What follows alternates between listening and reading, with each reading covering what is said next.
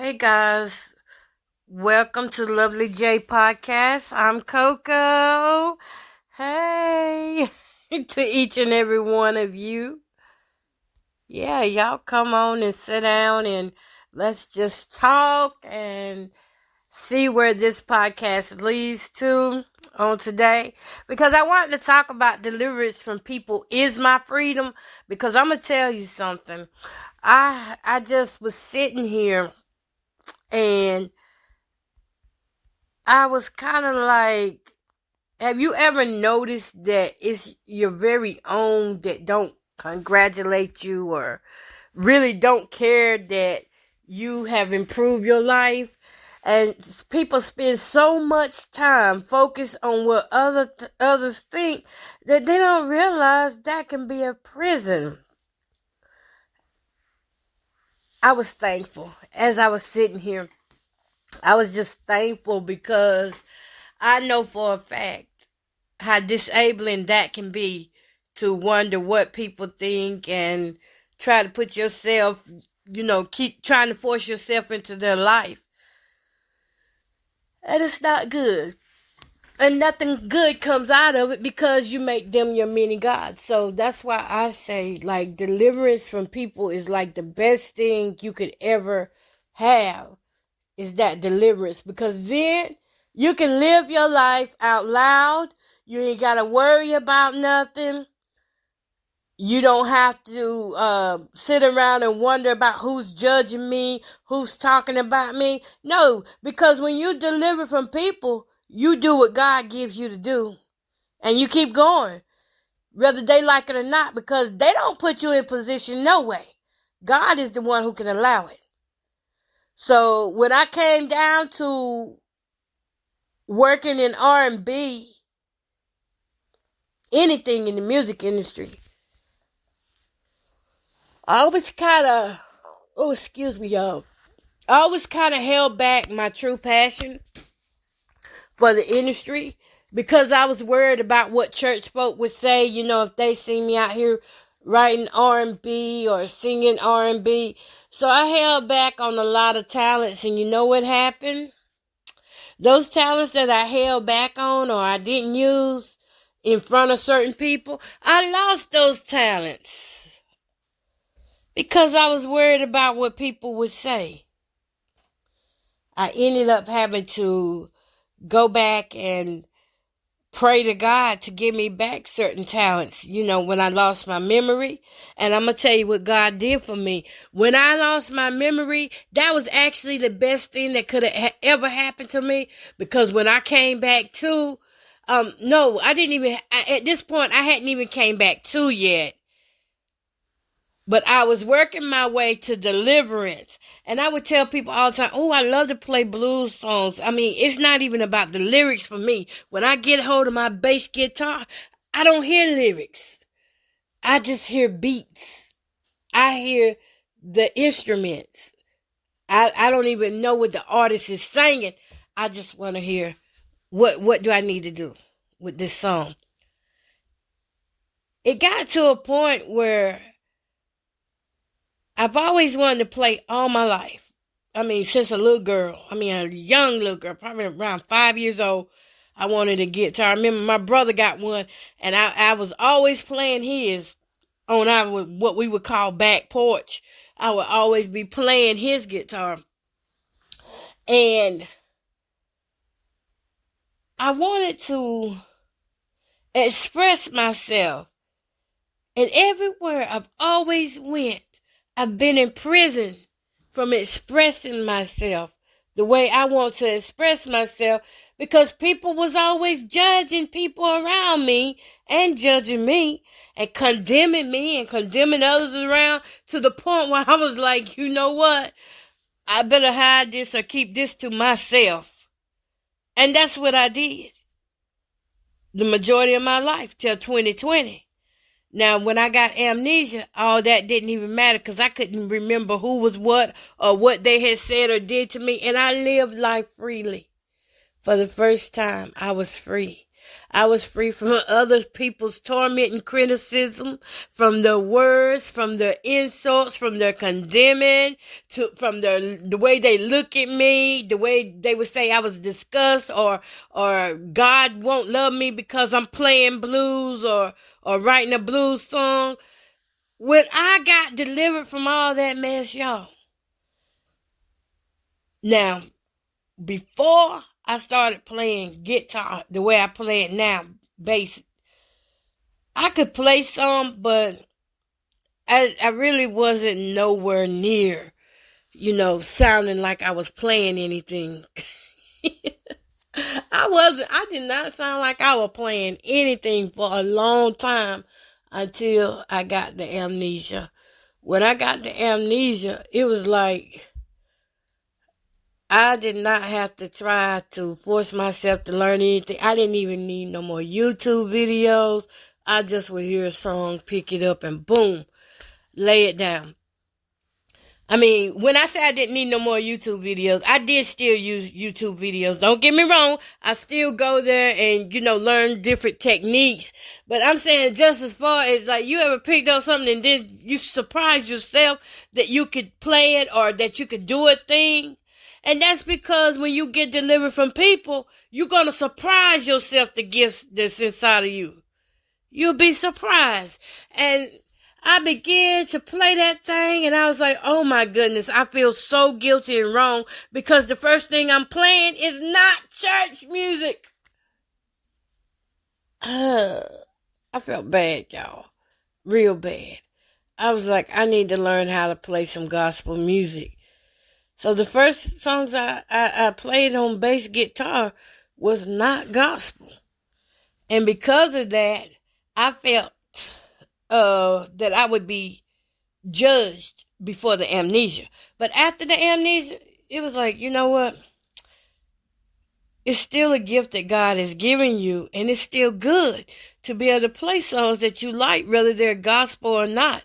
If they're inspiring you, if they're touching you, if they're giving you life and, promoting you to do good in this world, play it.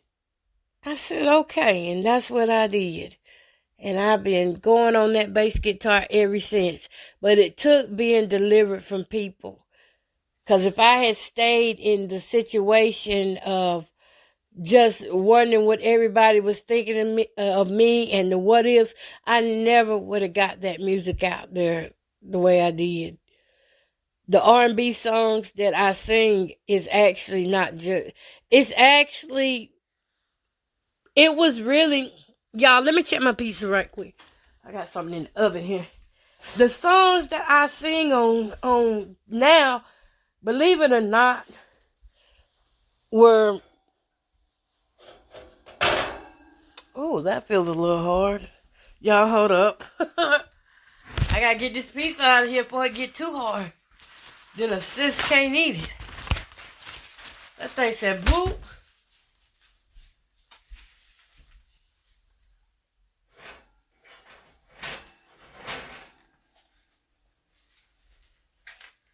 Okay. Whew, put it down in the warmer.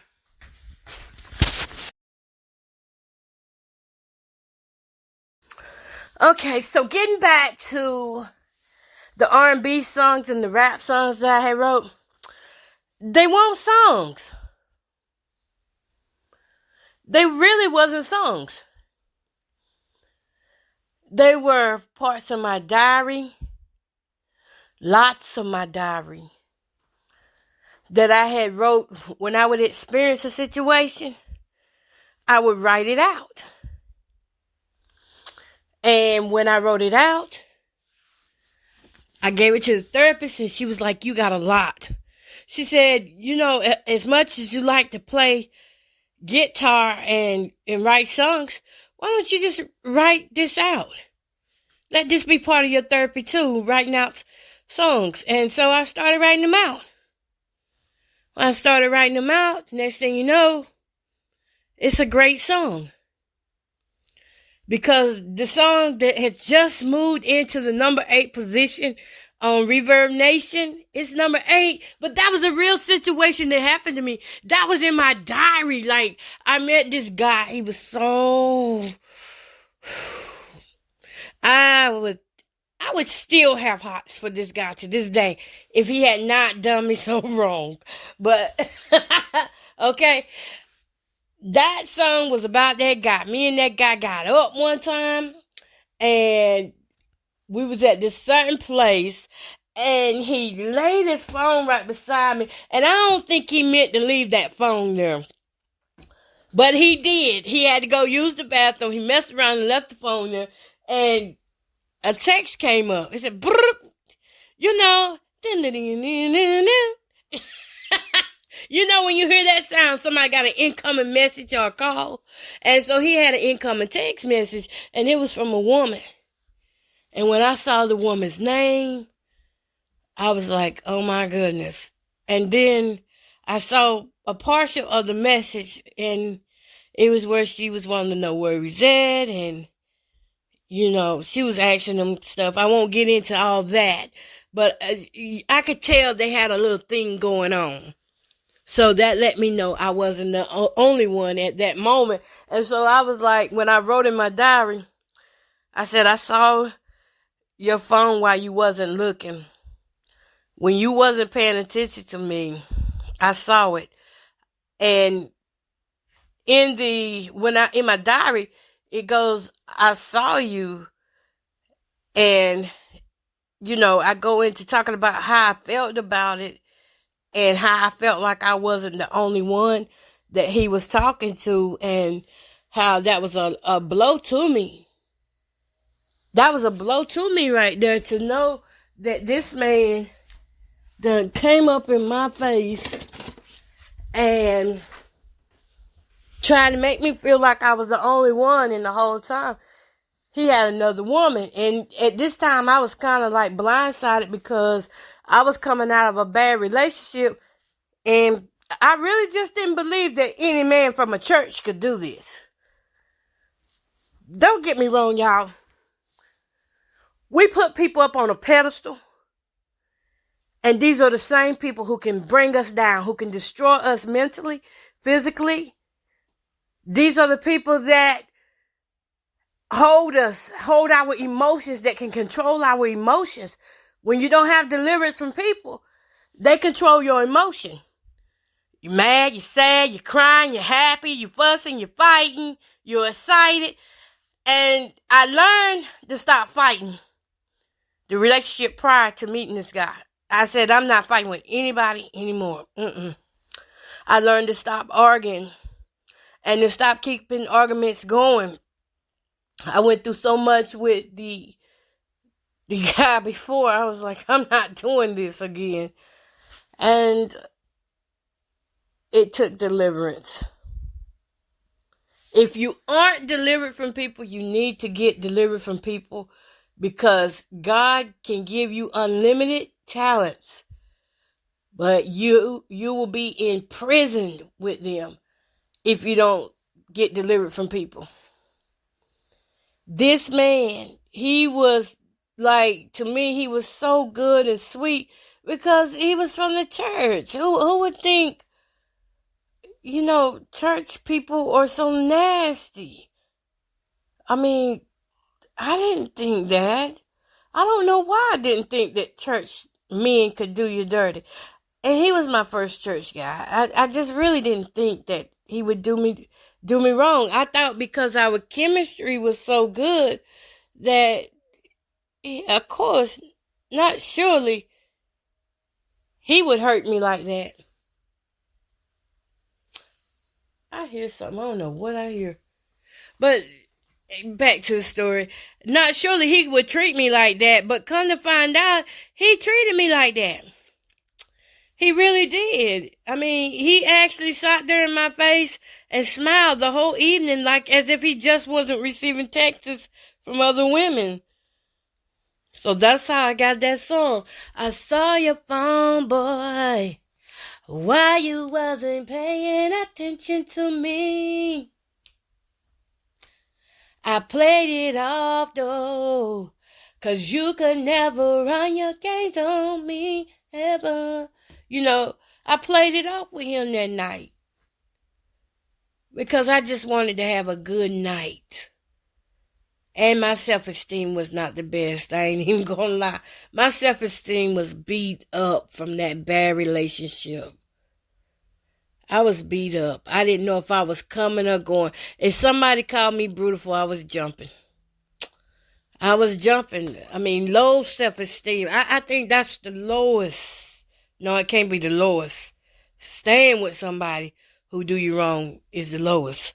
But my self-esteem was low at that time, and he was showing me love.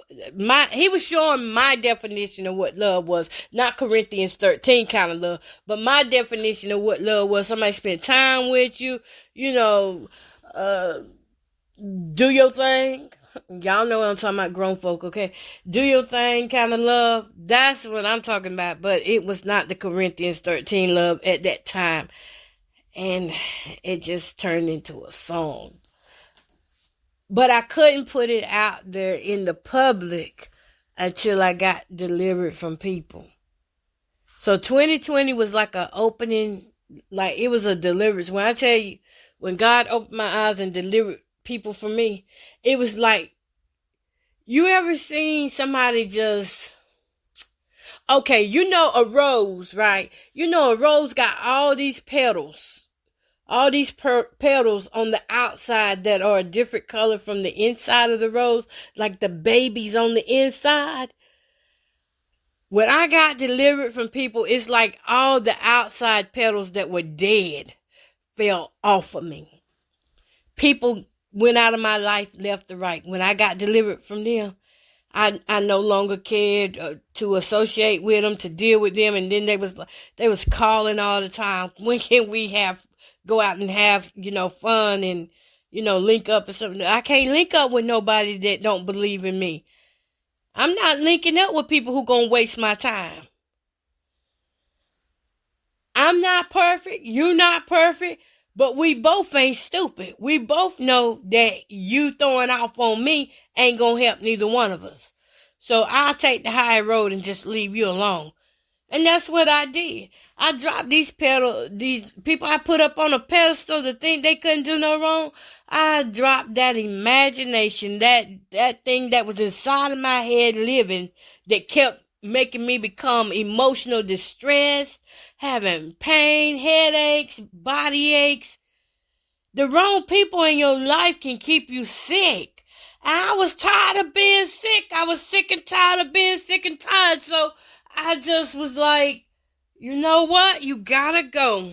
I didn't even tell them, because you don't have to tell them, because your words really don't mean a thing to them, because you're still, you're still going around them, you're still hanging with them. So your words don't mean nothing. It takes action, baby. Action. It takes action. When I put the action behind what I needed to do, that's when changes started coming.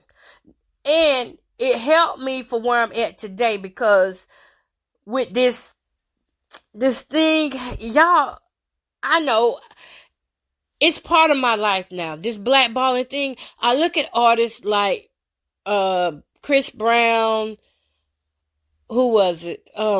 Maya, Little Mama. These are 3 people who were blackballed from the music industry, and they get like everything they said I can relate to, because it's part of my life. Is that if I don't be delivered from people, I can't do this thing. And so I have to push myself, even on days when I feel like I don't deserve. I have to push myself and know that what the world sees me as is not it's not how God sees me. And I can never take the words of the world and put them over God's word, because society gonna put you down. They're gonna put you in the class that they think you deserve to be in, according to your money, your social nature, They gonna put it according to who your parents was. Sometimes you ain't even gotta be done nothing. It's just the fact of who your parents was. And you pick up generational hate. And that hit me too.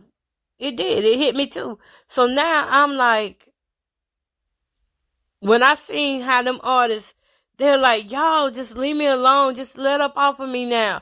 I've done my time. I've done everything I can do to try to make things right.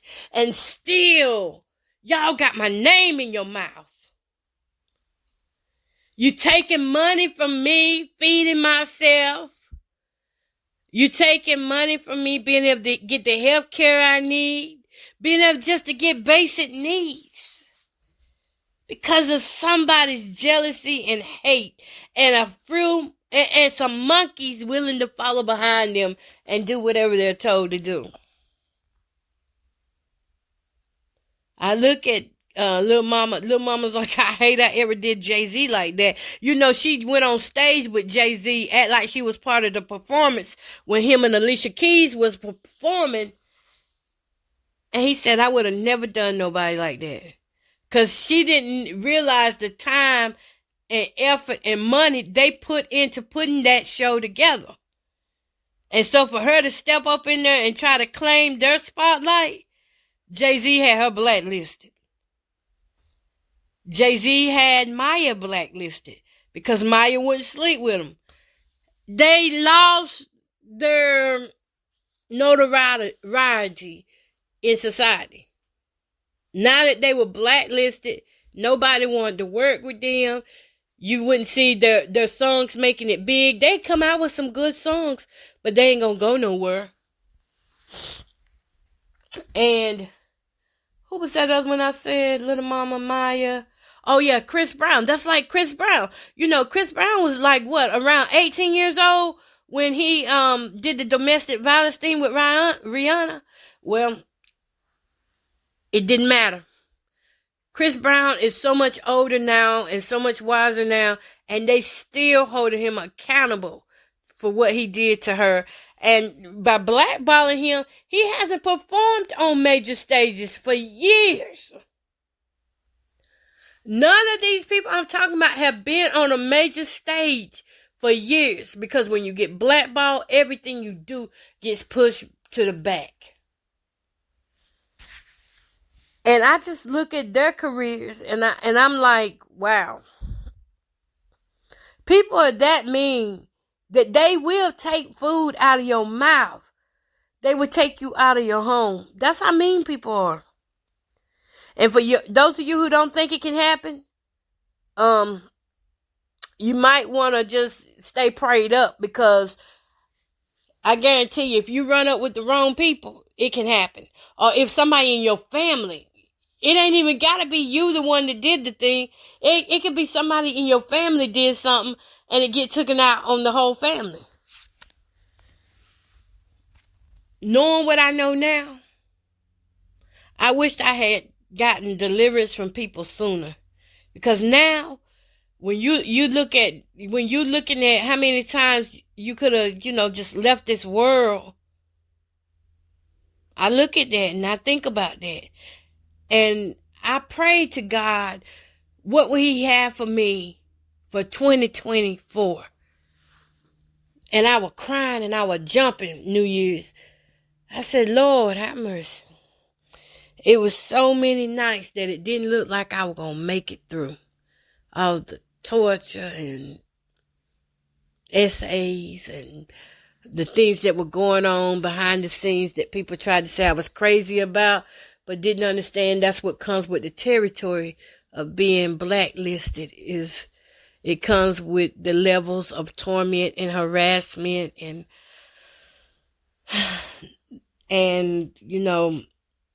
just to basically keep you broke and sick. That's the levels that come with it. So when I asked God, what will you have for me 2024? I'm thinking God is going to be like, go out and do some type of missionary work or do something more with family. That's what I'm thinking. In my mind, I'm like, this is probably what God is going to say for me. But you know what the answer was? And it really hit me Sunday when my pastor, he touched on it about the talents. How God gave out the talents and the one who buried his talent didn't use it. And so he didn't get multiplied. But the ones who used their talents, they multiplied in talents. That's what hit me. And that sermon he preached still been inside of me ever since Sunday. And when I asked God that and he came back to me, the answer was pour out your talent. Oh my God, if I don't say anything else to make you run, that ought to make you run right there. Pour out your talent. Pour it out. And I started crying because I was like, God, you so right.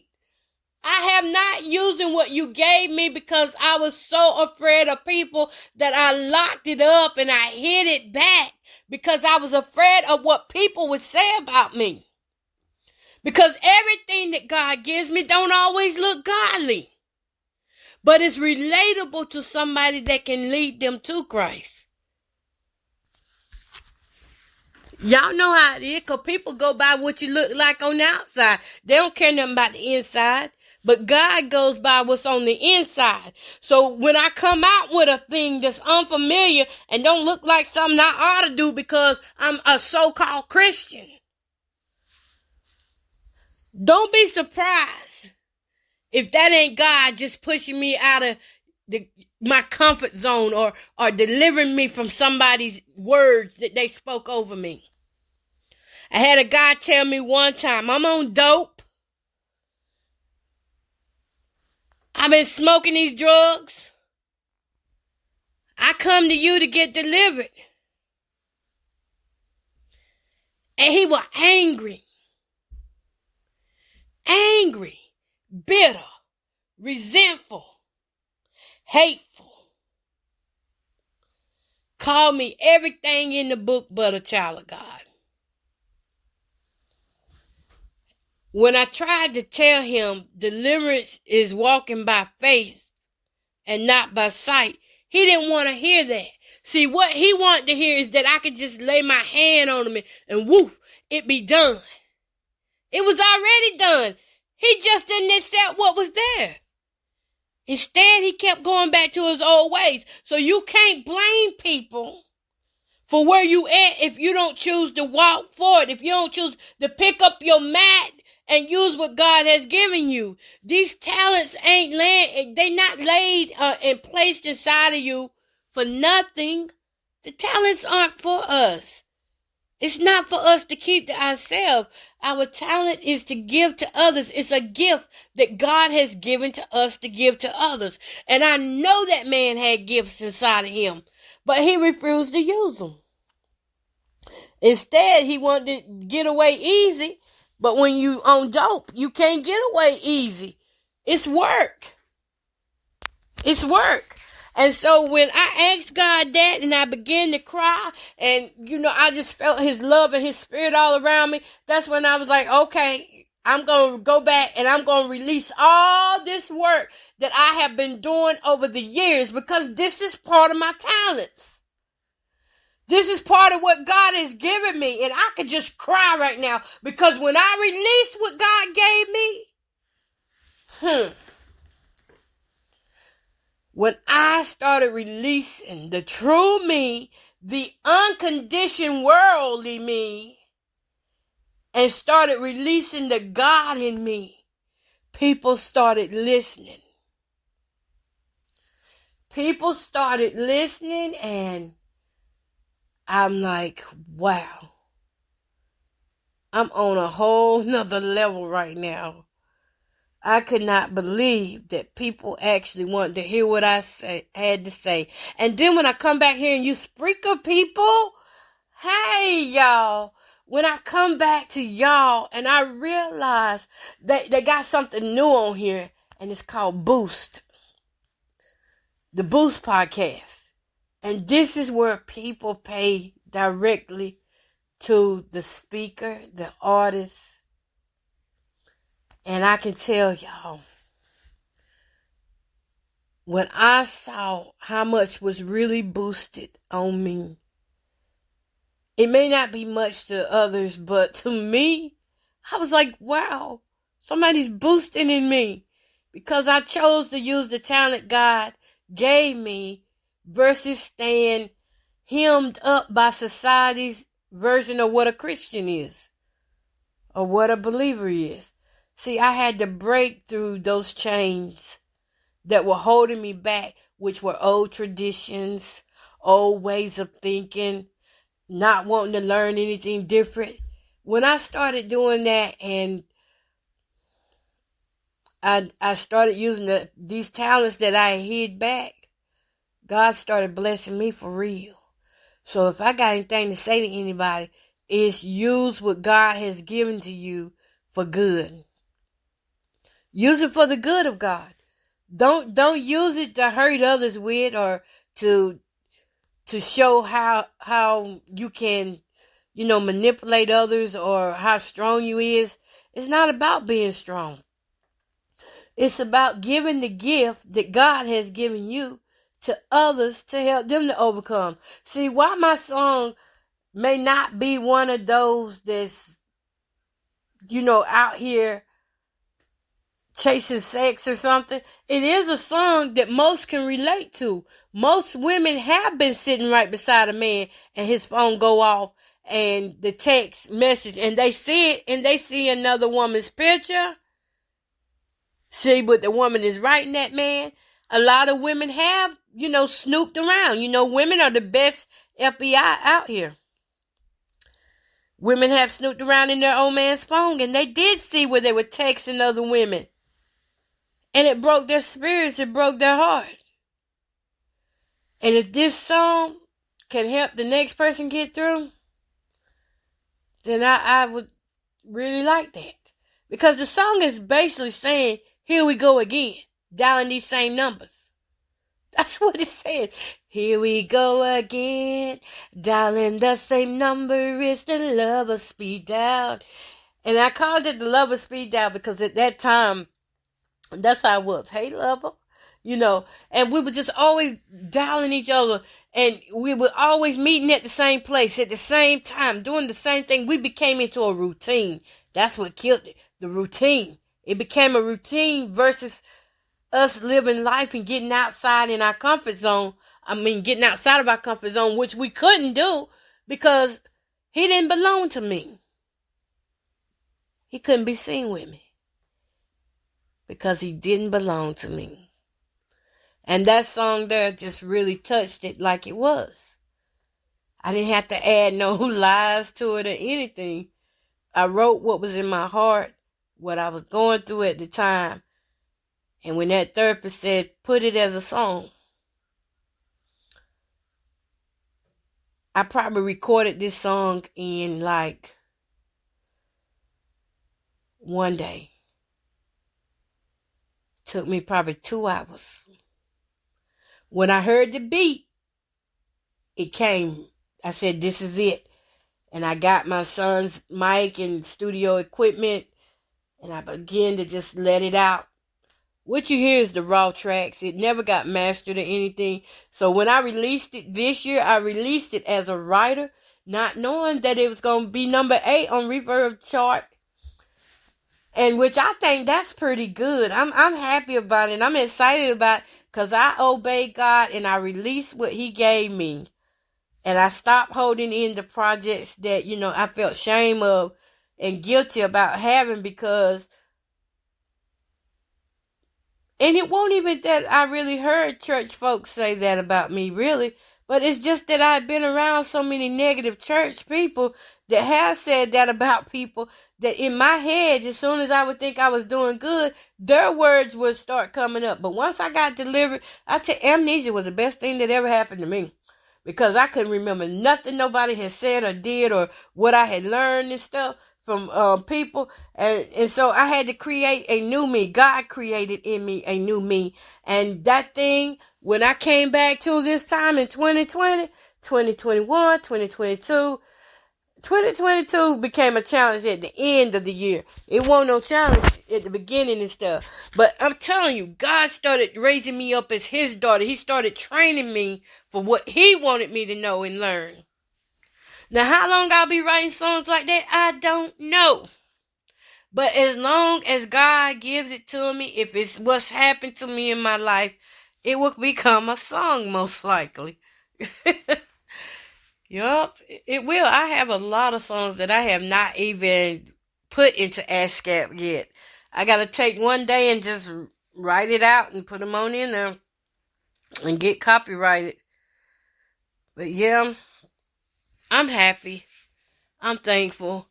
And I'm glad. And I'm using my talents. I may not be using the talent at church right now, the gift of singing. And I don't know what that's about, but I'm not going to pressure God on that or pressure myself to go back to singing, because I have to think, do I want to stay in a state?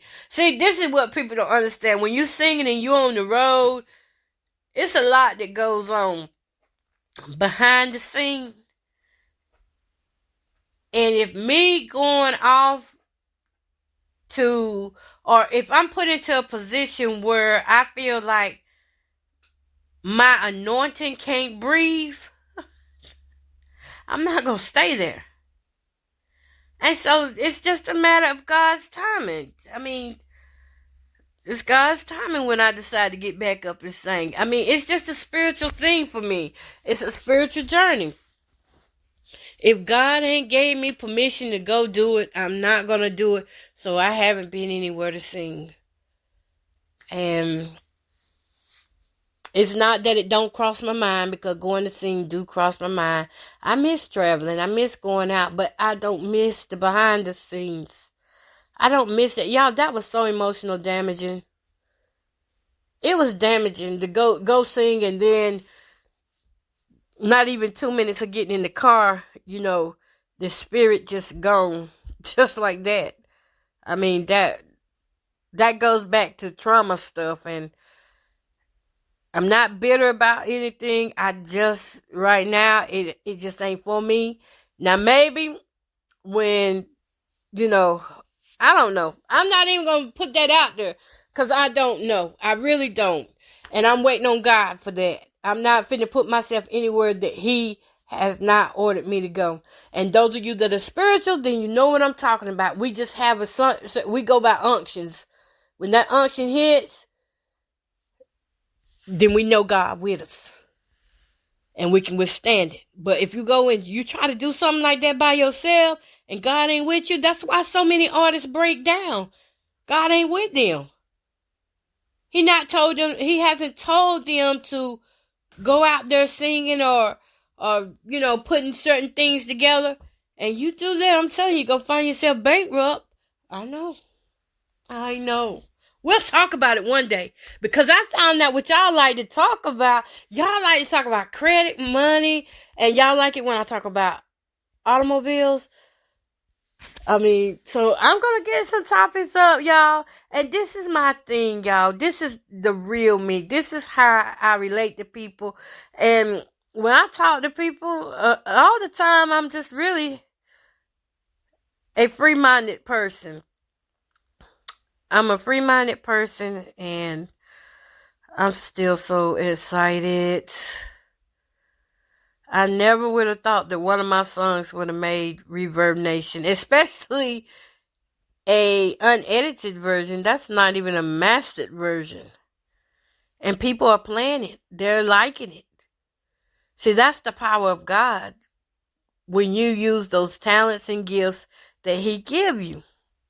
He keeps on giving. He is the gift that keeps on giving. He gives matchless gifts. That's why I praise him.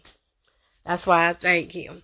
All right, y'all. So I'm finna go, but thank y'all for listening. And listen, y'all don't forget to like, give hearts, follow, leave comments. just do something. Do something to help push my podcast on out there. Right now, I'm currently running 8 podcasts, and they're all about different topics. Like this one here, Lovely J, is like my personal and yet commentary. It's like where I blog about me, and I also blog about y'all too. And I'm starting to do commentary on here, and I'm getting some really good response. And that's where I've always pretended, like when I was a little girl, like I was working on a news station and used to hold the papers up like the way the news people do. And for God to open these opportunities and to open my heart to be brave enough to get out here and use what He has given me, man, y'all crazy. Whatever y'all be talking about that's trying to bring somebody else down, I ain't with that. I'm not with it. When you look at me and say, but what would God say? Would God have you like this? I'm not with that type of conversation. When you look at me and say, well, ain't you mental? Ain't you schizophrenic? Let me tell y'all something. Some of the most creative people, when their mind is well, are people who have schizophrenia. You have no idea how many people you are working beside of that does have schizophrenia. Some have been diagnosed and some have not been. So when you talk about people like that and discredit their name, you're only hurting yourself. And by the way, I'm not diagnosed with schizophrenia. I don't know. It just always comes up. It really does. And I'll just let y'all know off the gate. If I got a diagnosis, I would say what I got. But right now, currently, I don't have anything like that. I don't have anything like that. But even if I did or was to have that, I could tell you I probably would write even better music. Because if you really listen to somebody when they are stable, they are so creative. And they have different ways of thinking that if you let it work for your good, it really can. So let's stop putting people down because of what somebody said. Let's stop spreading rumors, period. Stop talking about people's health and, if they don't bring it up, you don't bring it up.